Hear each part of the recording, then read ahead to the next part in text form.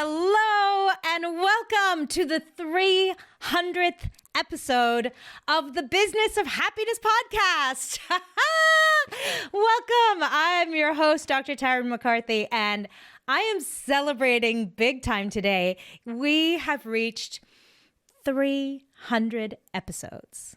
300 episodes. I cannot believe that what started out as a dream really 4 years ago, has turned into such an incredible enterprise. And I am just so grateful to have you along for the journey. Thank you for supporting the Business of Happiness. Thank you for being courageous enough to see and hear a new perspective and to make positive change in your life. Thank you for valuing the prioritization of how you feel and really, really buying into the fact that when you feel good, you can do good. Congratulations and happy birthday to all my listeners. You know, when I started this podcast, I had a dream of understanding how to find happiness in business and in greater impact. And I had no idea where this was going to go. I had no idea of the impact that the Business of Happiness would make on the dental and medical community. And it really is just a testament to following your dreams, to really saying yes to what feels good, and to just going with it. And that really has been the secret to the impact that I've made. Every day I say yes to my dreams. Every day I say yes to what would feel even better. And I'm so excited because to celebrate 300 episodes, I'm actually going to celebrate for 2 whole months. And you're going to be a part of it because what I am starting here is an 8-part series within the Business of Happiness podcast called Women Who Make an Impact. What I've learned through conversations with listeners, emails, DMs, and by the way, every time you send them to me, thank you. I am so grateful. I love hearing from you. I love hearing what you need to hear more about, which episodes really spoke to you. Please keep those coming. Send them to Taryn@thebizofhappiness.com. And what I've learned is that so many incredible listeners are not only looking for true, authentic happiness in the success of their lives, in service to their patients, but they're looking to make true, authentic impact. And that makes so much sense because in that 85-year-long study that's being run out of Harvard, looking specifically at what brings us happiness, it's relationships. It's deep connective relationships. Over 85 years, they found one component that seems to be repeating itself in the lives of people who self-identify as being very happy. And that is deep, authentic relationships. And making an impact creates those deep, authentic relationships. Making an impact in someone's life is evidence of the impact that you're having on them and their happiness.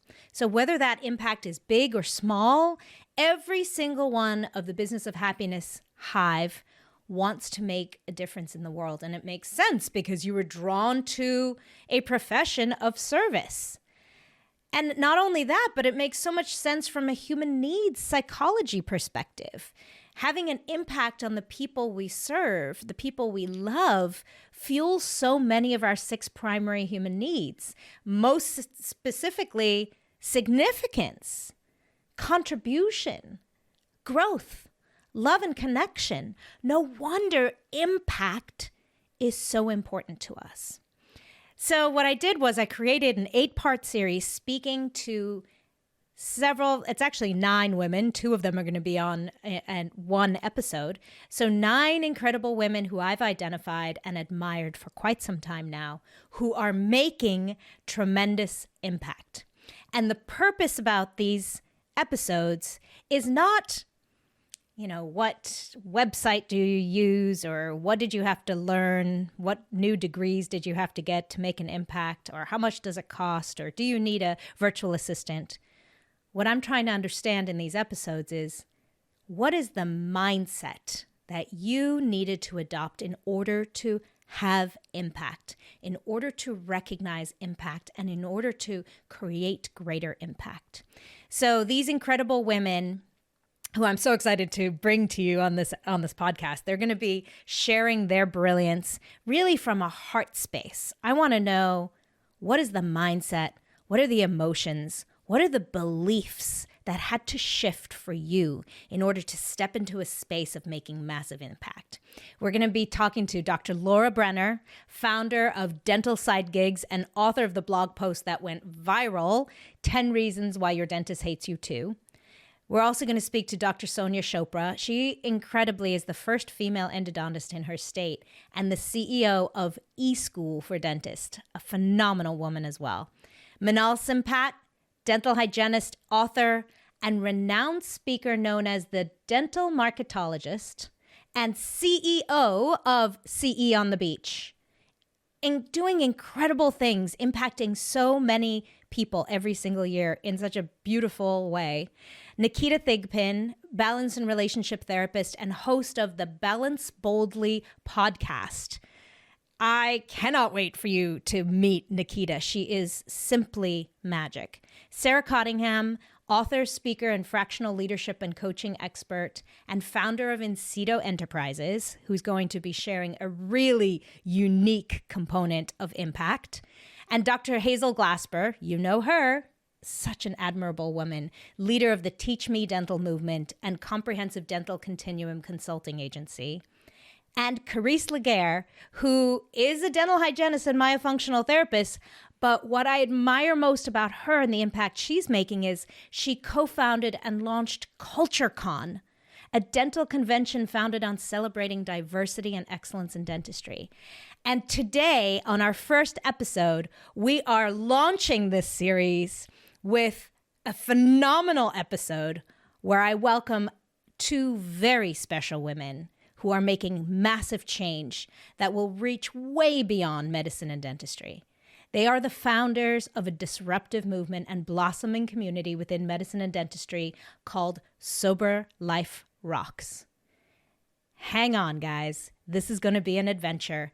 Be sure to subscribe to the Biz of Happiness podcast so that you do not miss a single one of these. There are some incredible nuggets of inspiration and brilliance in these interviews. You are not going to want to miss a single one. So go to where you love to receive your podcasts, hit subscribe, and enjoy the next 8 weeks as we learn from incredible women who make an impact. Hello, and welcome to the Business of Happiness podcast. I'm your host, Dr. Taryn MacCarthy, and today is going to be a spectacular day. I'm so excited. I have been looking forward to this interview for so long to introduce you to two incredible women who are making a massive impact and are in the process of growing and defining their impact. Guys, we're catching them right in the foundation of this beautiful mission of theirs. In 2023 of November of 2023, that's just yesterday, Laura Nelson and Margy Schaller founded Sober Life Rocks, and it is taking off like a rocket. Their mission is to normalize sober choices and create an inclusive world for those that choose not to drink or to simply drink less. At the heart of Sober Life Rocks thrives a vibrant community, diverse, yet united in the belief that networking and professional events can be enriched and enjoyable without the focus on alcohol, which has been a huge component of dental and medical conferences up to this point. And let's face it, society at large. And Margy and Laura have meticulously curated events and resources that reflect this ethos, aiming to ensure that every member feels embraced and empowered no matter where you are on your sober journey. And today they are sharing with us what it takes to make this massive impact and create pivotal change in an entrenched community already. So please join me in welcoming Laura Nelson and Margy Schaller. Welcome, friends. Well, they'll make You can introduce us anytime you want. You are amazing. You are amazing in the incredible work that you're doing, and talk about creating massive impact in shifting the way we see ourselves and the way we connect in community and celebrate one another. This is so awesome. Okay, I'd love to know, Margy, start us off. Where did this all come from? Where did this dream and this vision start? Well, thank you again for having us. And man, the way that you described that, it sounds overwhelming even to me. But here's where it started. So in October of 2023, all three of us were at a women's conference, and Laura had been invited to be on a panel called Mind, Body, and Spirit. And each woman had some different area of their life that they were talking about. And for her, she was talking about how her sober journey had impacted her professional life. And midway through, she was just sort of spontaneously prompted to ask the audience if others were willing to raise their hand and say, yes, I'm sober, or, don't drink. Well, I only knew in that room of 125, 150 people, I only knew of Laura. And so I carefully, slowly raised my hand and was astounded when about 15% of that room raised their hands slowly and carefully. And Laura's and my eyes met, and we were just like saucers. We couldn't believe, we didn't know all these other people weren't drinking. And afterwards, people came up to her, came up to us, and we grabbed each other and said, holy cow, what just happened? So we ran to lunch, and there we just were back and forth. And this was incredible to us that we didn't know. And sharing about how at all of the meetings that we've been to, we felt so alone. We felt like we were the only ones in this entire sea of people who didn't drink. And that should never happen again.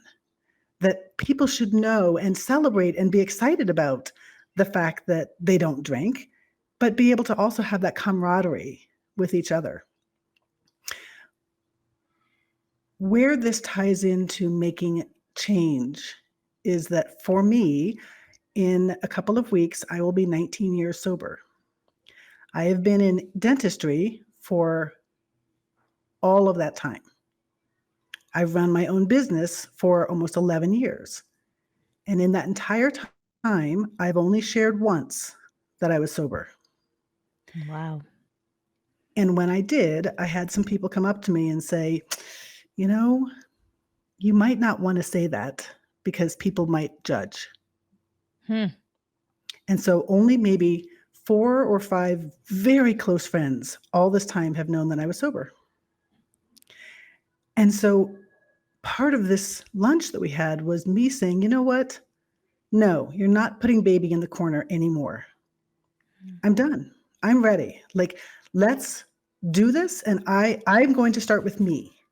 And I'm going to share with the world that I'm excited and proud and thrilled, really, to be a sober member of my professional community. Wow. And I'm going to add to that one part of the story that also was profound, and this is why we make a good team, is that the meeting planner of that event, which we all know, who is also a phenomenal female in our industry, came up afterwards and said, I never even thought about having sober options for people in this conference. And that night's event was supposed to be just wine and water. And because of that, they ran and got some sober inclusive drinks for us. So we're getting the meeting planners to think too, it's kind of a two-edged sword, which we'll talk about, but that's literally why we both got so excited, because we felt like there was going to be such an impact that we could make in our industry and hopefully a lot others. So cool. I'm so glad that you've included for us the timeline here, that this just happened 3 months ago, and that impact happened that night at the event where the incredible, we're talking about you, Ann Duffy, the incredible Ann Duffy, who is the founder of Dental Entrepreneurial Women, had the insight and support to enact impactful change immediately. Yep. And I think this is such a beautiful example of how impact does not have to take a long time. In fact, you guys are realizing it's taking off like a rocket ship. Laura, I'd love you to tell me a little bit about what you've been experiencing in terms of impact since November. We like to say, Margy says that the train's leaving and we're building the tracks as it's leaving the station. And I say we're on a wave. It just feels so much bigger than us. The number one thing we're hearing overall in every discussion we're having is thank goodness and finally. Whether we're talking to sponsors and companies, whether we're talking to dental teams, whether we're talking to people that have reached out from that conference, it's like it's been needed and wanted, but we just happen to be the ones who went, okay, we'll put the flag out there and say we'll start it. We're overwhelmed. In fact, we told you when we got on this with you, like we're excitement, but we're overwhelmed because we both have our own businesses and we have companies wanting to work with us. We have conferences who are reaching out saying, okay, how do we become more sober inclusive? We have community members saying, how can we share this with other people? We're like, hold on, we're building it. We're building it. So it's like a sigh of relief for us because now it's like, oh, this isn't about us. This is literally not about us. It's about so many people. And we can't wait to see how much this impacts all of these people. Yes, you just hit the nail on the head. It's not about you. It's not about you. And so what did it take to have that realization, Margy? I think for me, as I said, that pivotal moment was sitting at that lunch and knowing that no longer did I want to experience my life the way that I've been experiencing it. And the only way that this was going to work was to give permission to others to have that same realization for themselves.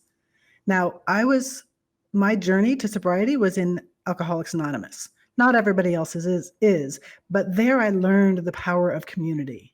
There I learned that it wasn't about a leader, that it was about the collective. There I learned that it was by speaking our truths that other people had the bravery to speak their own truth. And so that's really the ethos that I've wanted to bring into this, is to say, we want to build this with a big tent. So Sober Life Rocks is not just for people who are sober.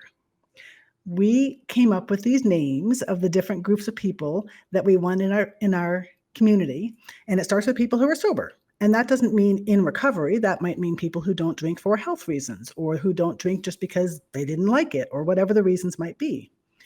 We have people who are sober-ish.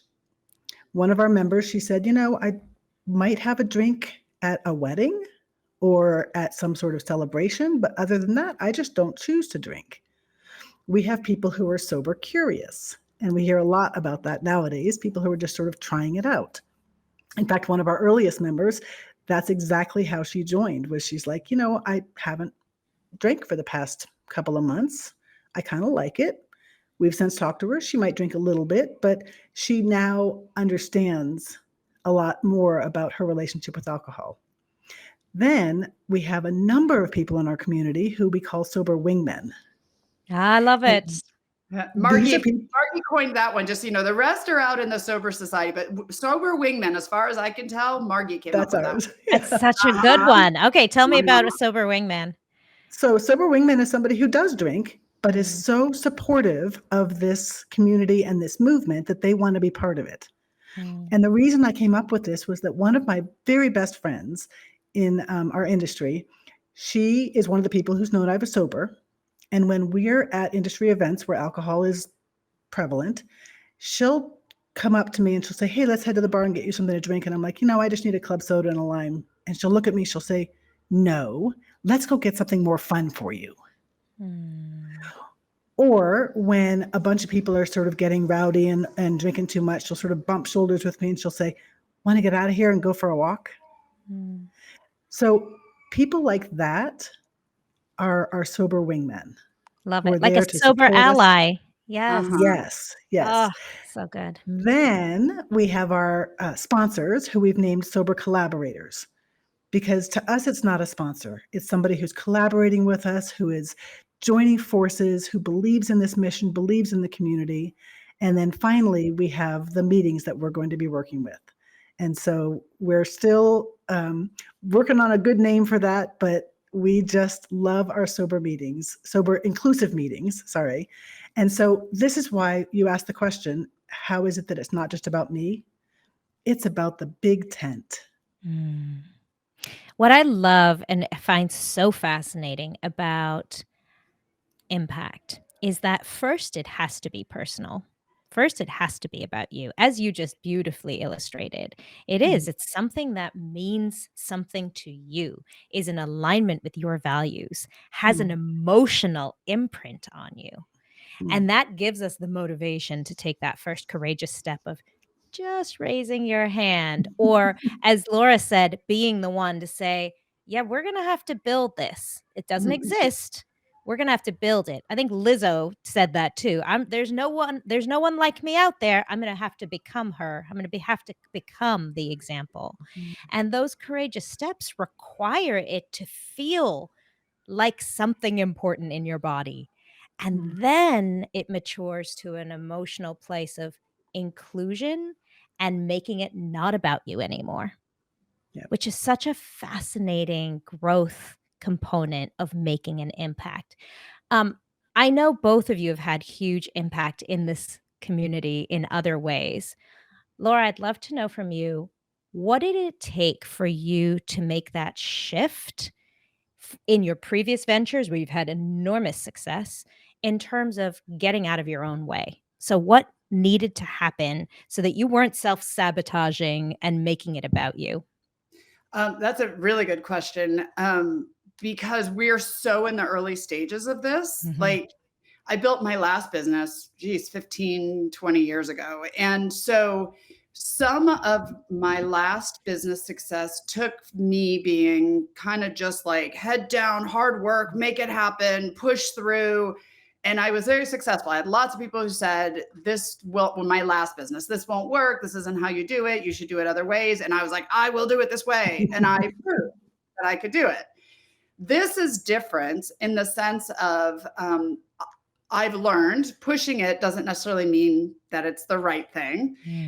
I do feel like all of the heartache that I had to go through got me to this point in my life where I've learned a lot of lessons and leaning into the support of other people. So Margy and I are completely different. We've never worked together in a business. She's got skills that I wish I had, and I've got skills that she's like, okay, I'm leaning on you. And we are not doing anything that doesn't feel right to the two of us. So that way it's not about us. It's about like, okay, this is just happening, and things are happening so fast that we believe it, that if it feels right to the two of us and we're so different and we don't feel like we're pushing it, then let's run with it. Let's go. Let's make it. And then we're learning our lessons from things we've done wrong in the past, right? I know a lot of lessons from my last business that I can bring to this and say, I did that. That didn't work before. Maybe I have a suggestion from something else. But it is really kind of like getting out of your own way. And a lot of it is gut check. It's like, do you, like you said, does this feel right to us? If this feels right to us, then let's run. And one of the big things was, here's a good example. We had somebody who's not sober, who's supporting us, who said, maybe you should change the name because sober, the word might alienate people, right? And that's where Margy and I, the big tent, might alienate people. And we sat back and had probably an hour discussion about this, saying, do we eliminate the word sober? But we decided, no, it's that important to us to have that still be part of the name. We have another name for forward-facing events when we're out, but literally we are staking, putting our flag out there saying, this is what we believe in. This is right. So it's a lot of gut check. It's a lot of back and forth. But again, we take a lot to our community members. We ask them, what do you guys think? What do you want? And getting feedback from others. So let me tell you, if I could, one of the classic differences that Laura might not even understand quite how much of a difference it is that my style is that I like to put in the master plan, and then I break down the different steps, and then I carefully make sure that the first couple steps are ready to go, and then I put my toe in the water, and then I release it. Laura has an idea, goes out on Facebook and says, hey guys, I've been thinking about this. What do you think? And I'm like, oh my God, we haven't even thought it through. I'm so uncomfortable.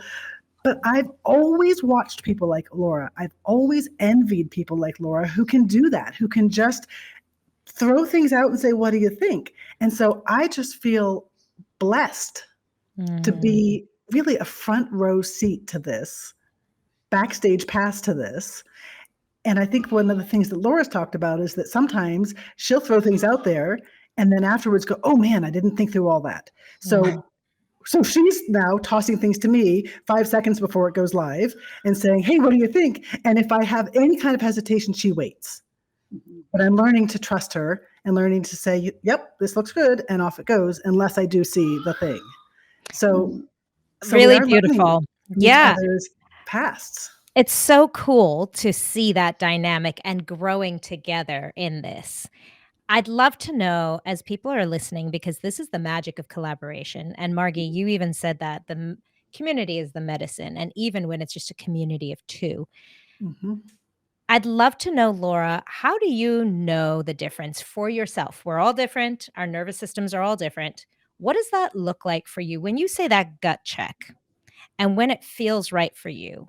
How do you know for you when that feels right?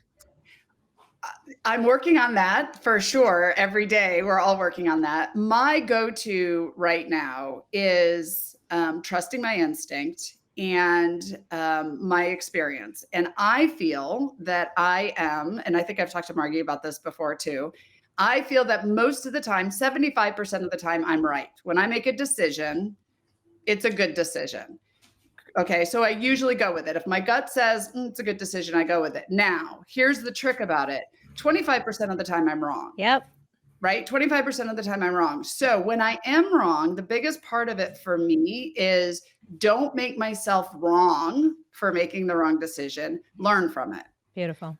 So even if I do make a wrong decision, I'm like, okay, that didn't work. So what would I do next time? And that just, I'm sure over life that this is wisdom. The older we get, the more we know. I think over life, you have to make these mistakes and go, okay, now if you beat yourself up over it, you're never going to take a risk again. Like you're going to back down. But if you realize mistakes are part of growth, mistakes are part of like learning, cool, I won't do that one again, right? And move on. That's how I kind of go with it. I just literally am just like, is this feel right? Is this, I'm doing it, you know? And it's good to realize where you aren't strong. So there's some things like I'm not a detail person.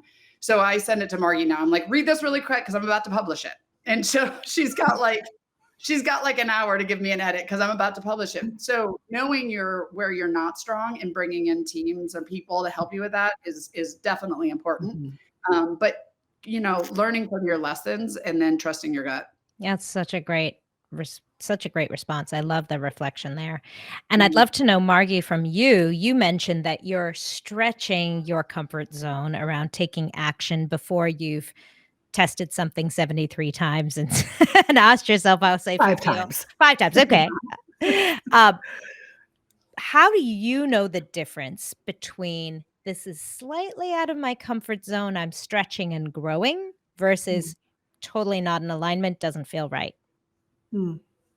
That's a really good question. I think for me, it comes back to what is my true north in this venture. So if my true north is I want to build this community that people feel safe, people feel heard, people feel supported, people have an opportunity to support each other. We have the opportunity to make an impact in the professional meeting space. And it's a little bit out of my comfort zone. Let's go. Let's do it. I mean, this whole thing is out of my comfort zone, right? I was told not to talk about my sobriety, and here I am on podcasts all over the place. So that piece of it is still in alignment with that true north. On the other hand, when sometimes Laura's floated something by me and I've said, you know what, can we pause for a minute and talk? And we will literally do the whole 360. We'll devil's advocate. We'll come around the other end. We'll come back to the beginning again. And then it becomes super clear. So I just need to know that I have the opportunity in those moments to test it against that true north. And then the answer always becomes clear. Oh, so good. And I'll add to that. It's very interesting. I think we're all, if you, whatever you believe in, you believe you're here for a reason, right? I think Margy and I were put together on purpose for a reason. You know, she has 19 years of experience being sober, and she has been in the, you know, AA and community. I got sober during the pandemic, and I went straight on TikTok and started sharing it with everybody. So we have two different personalities. We have two, and I did it for myself, not because, but that was my journaling of like, how did I feel day 1, day 10, day 100. So we're opposites in how we got sober too, which actually is great because we have so many people who have different, we all have our own story. And so it allows us to test things like, don't say it this way, maybe do that, maybe, you know, like Margy in the beginning said, you can be the face. I don't want to be the face at all. And now she's running our podcast and doing all the interviews. Like we're really kind of checks and balances with each other. I will tell you the one thing for us, if we ever have a day where we start having imposter syndrome, if we start wondering like whatever, all we have to do is just talk to anybody. We have not had one person, Margy, we have not had one person not for this, because maybe they're not sober, but maybe they've had alcoholism in their family. Maybe they've been to meetings and felt alone. Maybe there's so much, and literally we can't keep up. So that is the thing I think that pushes us both to keep doing this, because we're like, wow, this is so big. And I think we're about to crack this nut or whatever that of what's been going on in our industries, all of the industries. Yeah. And I'll add to that this whole big tent philosophy, I think gives each of us comfort in knowing that we're not being exclusionary. We're not creating like a separate little clique or cult, or because nobody wants to be part of that. Right. And as it turns out, of the members we have right now, over half of them are sober wingmen or sober curious. And the other half are some version of either sober-ish or sober. So it's absolutely exactly what we envisioned and hoped, was that it's supportive and inclusive. And that to me keeps us out of that imposter syndrome place. Yeah. Yeah. Such a beautiful, and it's also such a deep part of your mission is the inclusivity part of it, not letting anyone feel left out. Both of you have mentioned several times, this feels big. And sometimes when our impact takes on that bigness, it can feel overwhelming, intimidating, and we go straight to freeze. Let me just not do anything because this is too big. How have you been supporting yourselves in facing, bringing that fear along with you, along for the journey, acknowledging the importance of this, the bigness of this, the impact that's needed here, and also supporting yourselves in the safety and in the worthiness to be the ones to bring this forward? I think I'd like to take that first, because a piece of my story is that I was raised by sort of the woman's lib mom who taught me, you have to work 3 times as hard. You have to be twice as good. You have to never make mistakes. You have to show up first and leave last, and all the things that we were taught back then as young women to even be able to be heard in the business place. And I took that along with a perfectionistic streak that I have worked on all of my life, and tripled down. And in my other business, I was working 7 days a week, 365 days a year, some days 8 hours, some days 12 hours, for like 8 years. And then my body gave out.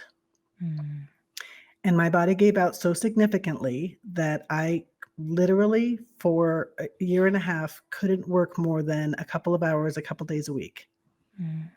And under medical supervision, under a lot of help, slowly, I crawled out of that. But what it turns out that it was my nervous system couldn't take it. And my nervous system just said, no more. And through that journey, I have learned to listen to myself. I didn't even know that was a thing. People would say, listen to your body. And I would be like, I don't know what that means. And so now when I feel the flutter come up in my breathing, when I feel the shoulders come up around my ears, when I feel the headache coming on or whatever, I have just learned to pause. Mm. And that might mean shutting down for a couple of hours. That might mean getting outside and taking a walk. That might mean just getting down and playing tickle with my dogs. But Laura knows this about me. I shared it with her early on, and I said, there may be times when I just can't. And there was one of those times a couple of weeks ago, and I said, Laura, I can't. And she's like, great, I got it. And she picked up the ball and ran for a couple of days while I recovered. So that is not any longer a luxury. That is now my new reality, and it is one that I am so grateful for.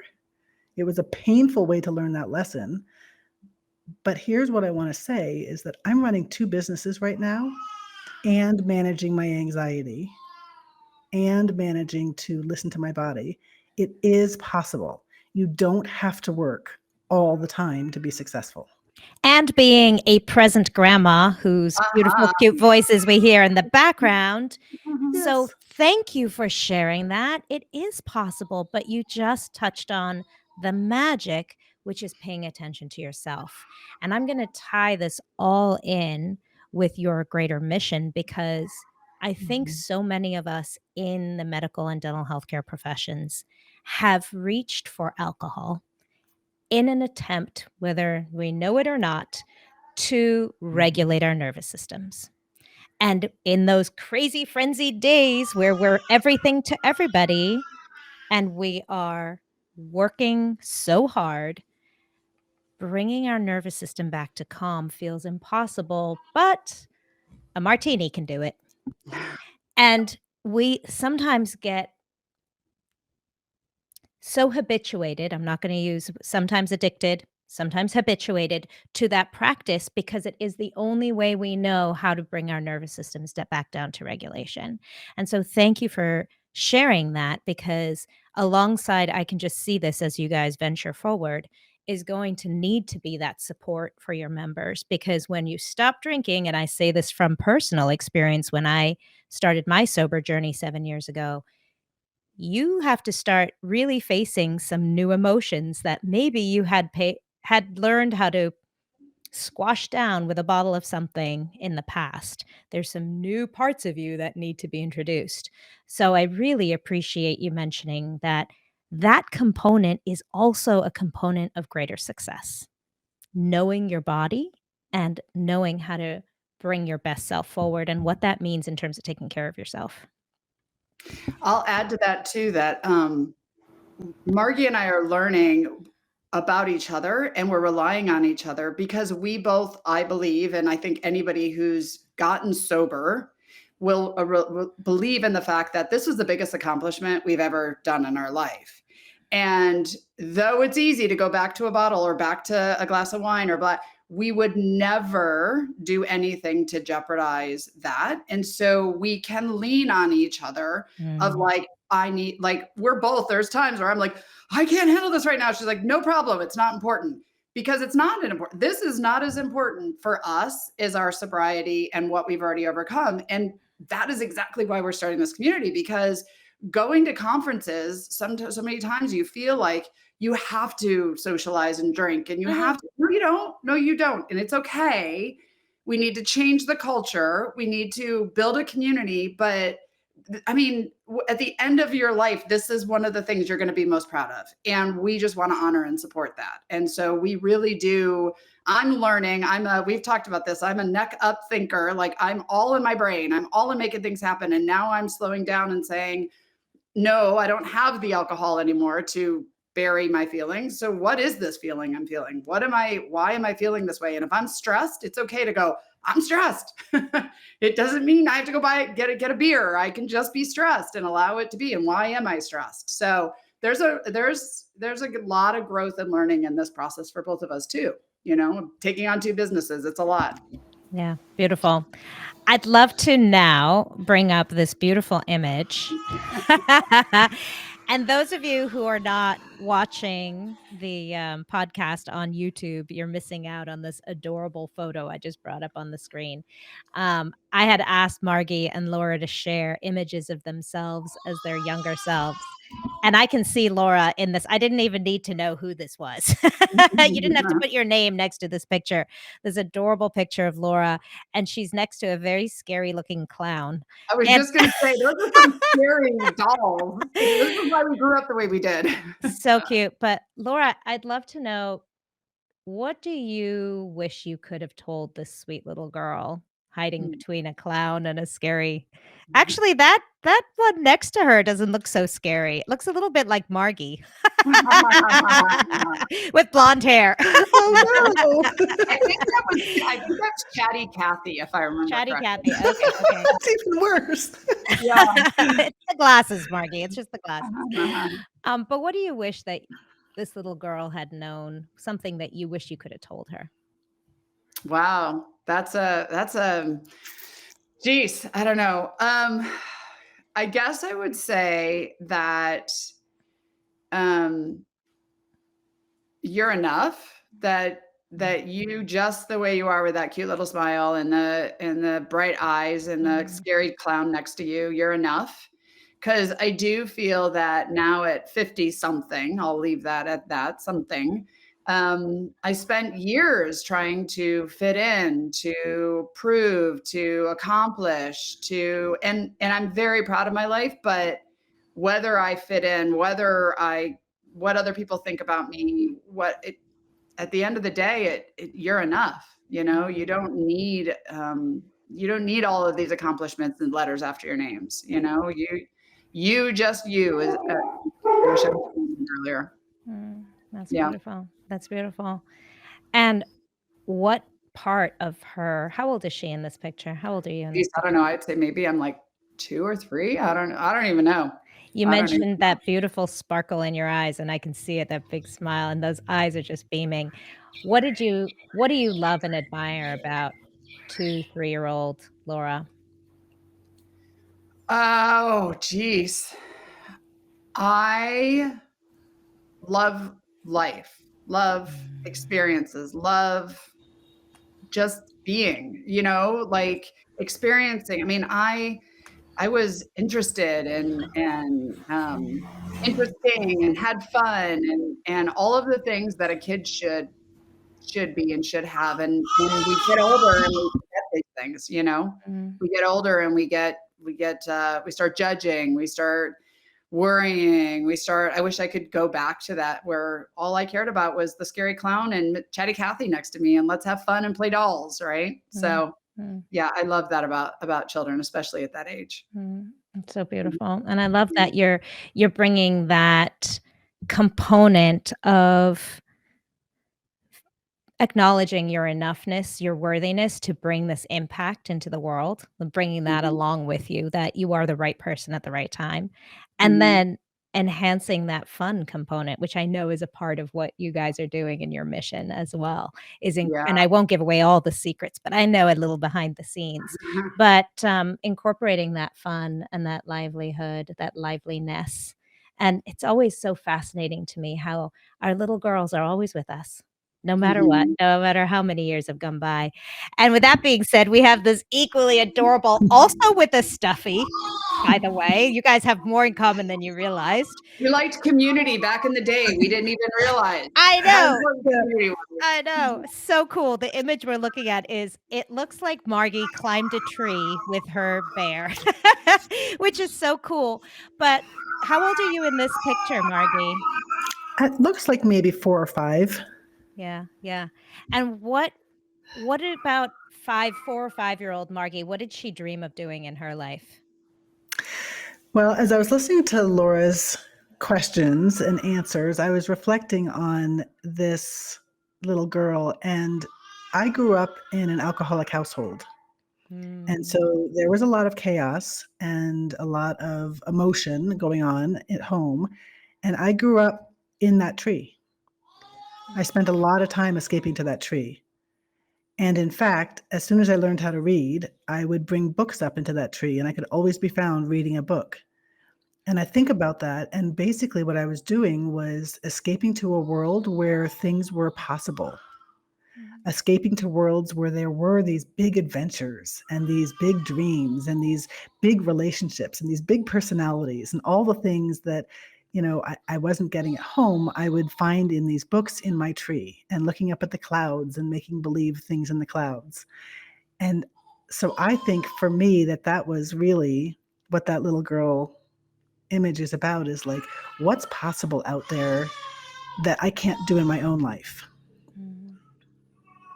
Wow. Thank you for sharing that. And I see you now so differently in that tree, kind of in the safety in the arms of that tree. There are these two big, beautiful branches just holding you in this image. It was my safe place. Absolutely. Mm, mm, But what mm, I think about now is once I got sober and worked through like hearing my own voice for the first time and really like learning who I was and what I wanted, I mean, that's when I started to dream my own dreams.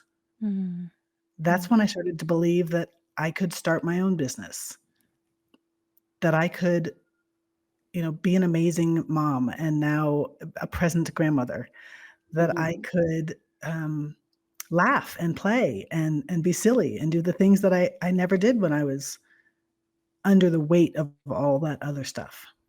mm, mm. Beautiful. Oh, thank you so much to both of you. Thank you for sharing your stories.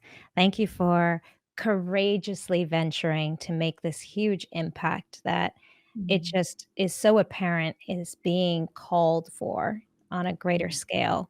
And thank you for being the ones to take up the calling. And I'd love for us to just, for anybody who's listening, as I'm sure there are going to be so many people who want to know more, how can they find you, Laura? How can people get in touch with you if they're in the dental community? They want to know more about Sober Life Rocks. How can we reach you? Just come to Sober Life Rocks. We have two parts of Sober Life Rocks. One is specific to community members, and Margy's leading the effort with that. So you join us at Sober Life Rocks.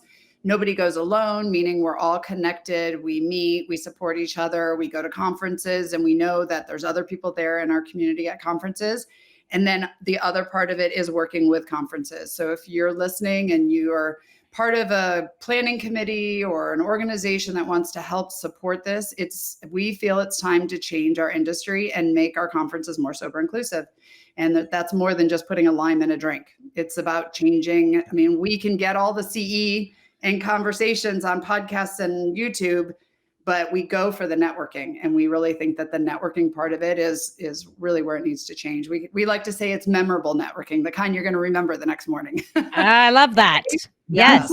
Yes. So many of them we forgot about the next morning. Right. Yeah. Yeah. And Margy, if you were to leave us with a message of people who are listening, not just in terms of supporting and being a part of an inclusive world that Sober Life Rocks has to offer, but in terms of what it means to make a greater impact when there's something that's really calling on your heart, as it really is so apparent is true for you, what message would you give to somebody thinking, I really would love to make an impact in this world? I will say for me, I could not do this alone. That if it was just me sitting in that moment and saying, "Boy, something needs to be done," it wouldn't have happened. And maybe in some small way, but find somebody else who is as equally impassioned about it and brings different things to the table. I mean, I am so grateful for the partnership with Laura. There's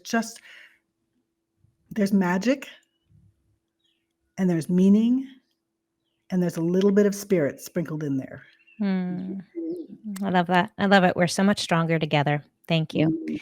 And thank you to all of you for joining us today on this episode in the series of women who make an impact. And please reach out to Laura and Margy. I know they're incredible women who are in so much, really stand behind what they say and are so willing to support you. So seek them out.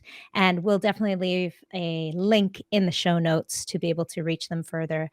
And remember, when you feel good, that's when you can do good. Bye bye. Thank you for listening to the Business of Happiness podcast. If this episode brought you new perspective and value, I invite you to subscribe so that you catch all upcoming episodes and leave us a review. And if you know of a friend or colleague who could benefit from this perspective, share this episode with them and empower their day. For more information about the business of happiness and the Radical Happiness for Practitioners course, find me on www.thebizofhappiness.com. See you there.